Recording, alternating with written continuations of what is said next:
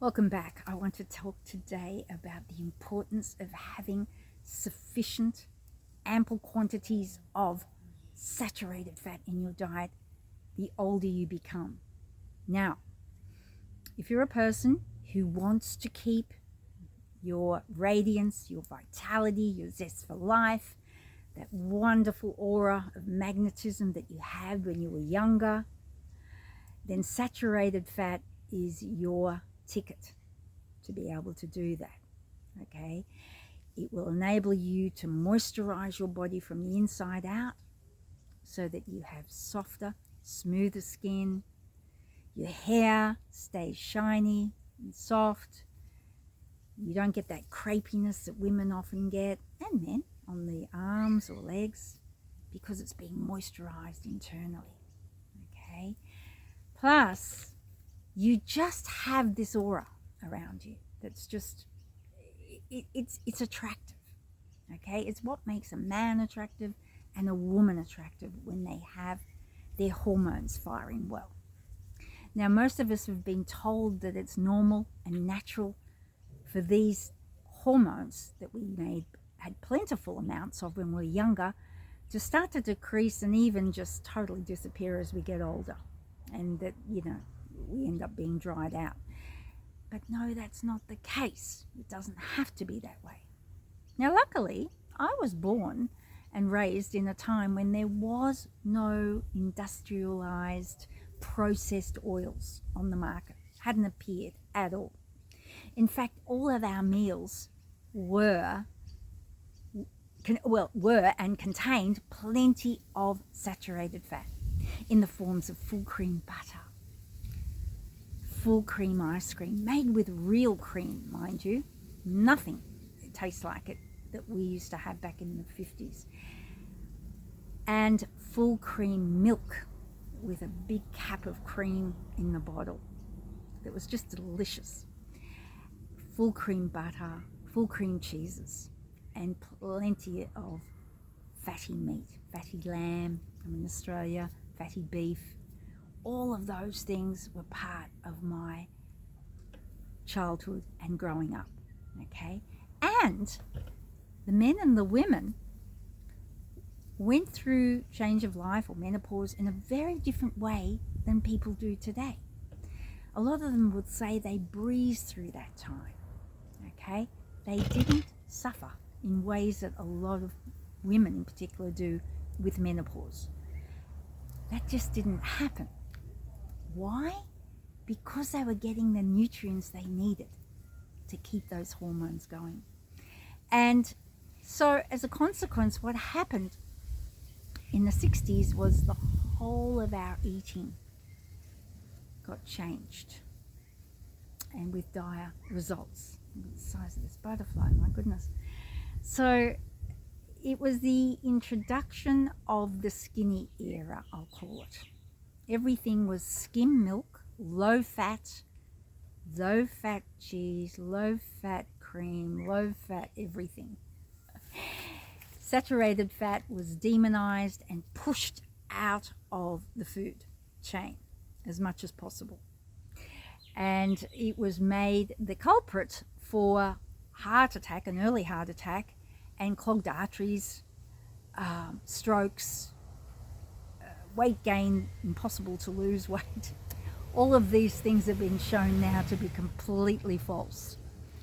So, as I said, I've had the comparison, but the most important thing is when I talk to women and men around that age, they went through very different ways of aging. Okay, they kept their energy, their vitality, and all of that. So we've been brainwashed to just believe that it's part of aging to have these hormones not only just totally dip down and decrease, but along with that, the introduction of hormone replacement therapy came in at the same time as this change in our eating habits, or what was put on the table or available for us. That coincided.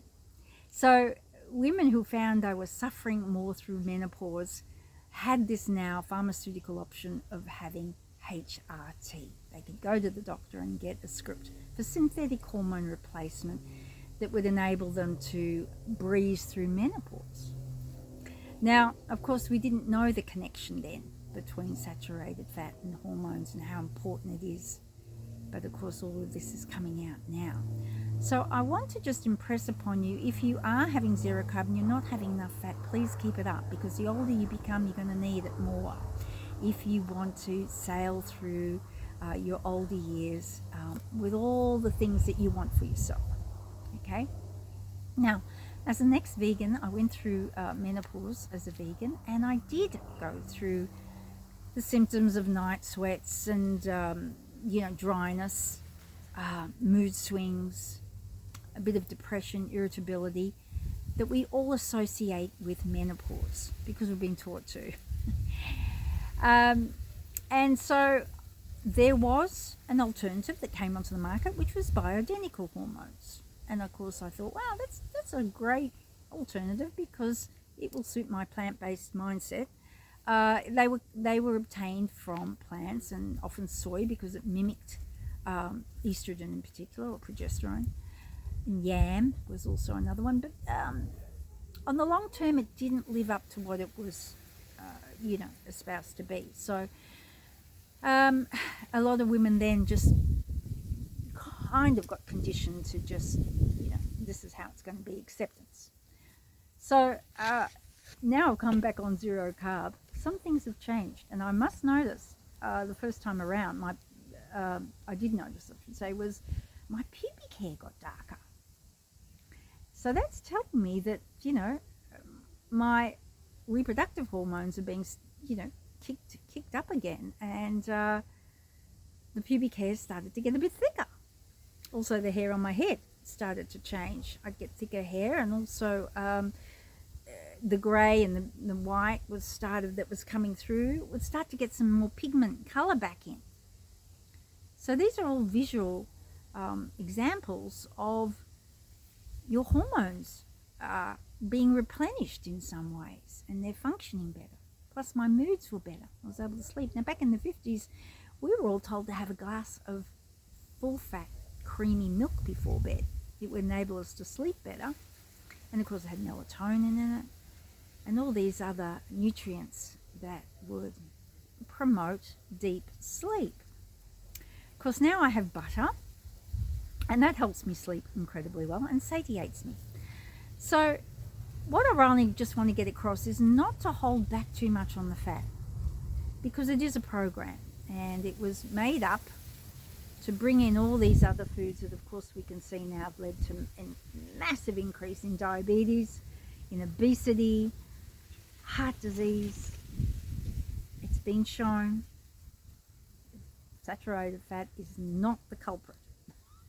It's all the sugars and the carbs, of course, that are creating a lot of these problems. So even if you're considering going on a zero carb, the first thing I guess people need to come to some level of knowledge about, and that is that saturated fat is not as bad as what we've been told. So once we can start to get the science, read a lot, research, and see that that's not the truth, then we feel a lot better about eating it. Not only that, it tastes delicious. If you have milk, cheese, or cream, or anything that has had the fat removed, it tastes like cardboard.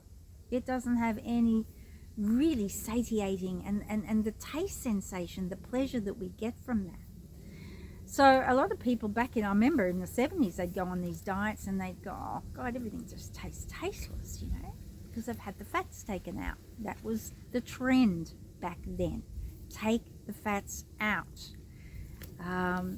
So I just want to impress upon you the incredible benefits of having plenty of fat as you get older, and you can retain your hormone production, you can keep your libido, you can keep your zest for life and the magnetism that comes. Remember when we were younger and we had a magnetic sort of aura about us and attractiveness, and this applies for men as well. And it's possible to do that. And we see people who've hormones are really still fired up. They have a zest and a vitality that we think, wow, you know. And you don't have to dry out, right? You don't have to do that. So you can keep your bones strong, you can keep your muscle on, and you can keep satiated. You're not going to get fat. In fact, it'll be the opposite. Many people have lost weight when they're having more fat. But most importantly, you're going to allow your body to manufacture these hormones that are needed for you to have a vital, healthy life. All right, that's what I want to share with you today. Thanks for joining me. We'll be back soon. Bye for now.